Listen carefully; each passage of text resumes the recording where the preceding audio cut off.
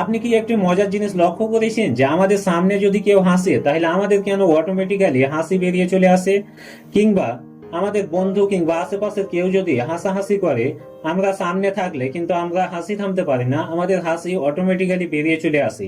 এটা কেন হয় চলো এটি ভিডিওটির মাধ্যমে জানার চেষ্টা করব।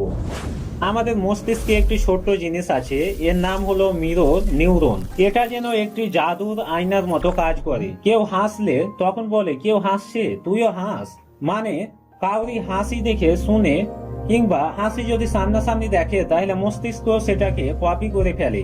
বিজ্ঞানীরা বলে এটা হলো পূর্বপুরুষের দেওয়া গিফট। আমাদের পূর্বপুরুষেরা কথা বলতে পারতো না, তারা একসঙ্গে থাকতো, তাদের হ্যাঁ বলা বা সব ঠিক আছে বলার হাসির মাধ্যমে সিগন্যাল দিত।